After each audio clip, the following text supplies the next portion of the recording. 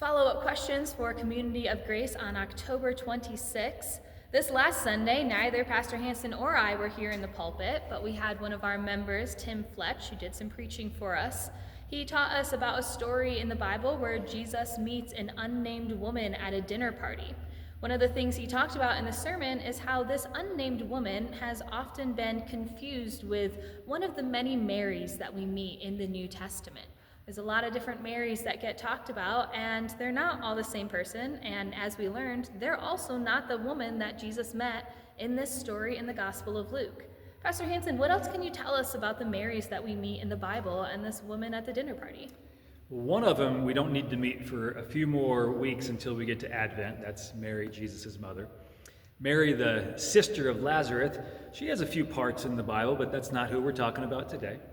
Mary Magdalene is a very regular character all through the gospel stories, and Tim pointed out that she's the one who gets mixed up with this unnamed woman. In fact, so mixed up that even our hymnal has a song that mixes up Mary Magdalene with the unnamed woman.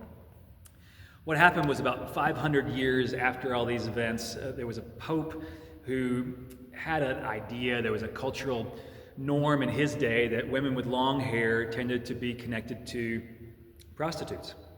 And so this woman in the story she's named in our translation, we use Sunday, as a harlot, she gets connected into this mix. And so the Pope says, well, that must be Mary Magdalene. Puts them all together. I think women for all of history, have had such rumors, innuendo, and lies spread around them. Hopefully the church can do a little bit better to separate them out and see that different people have different gifts to give. The real Mary Magdalene was an older woman, a widow, a stable person. Jesus met her at a widow's support group, and she followed along to be sort of the den mother for all these teenagers and young men who were the named disciples. But she was there all the time, teaching them about grief, teaching them about hope, teaching them how to organize together through compassion.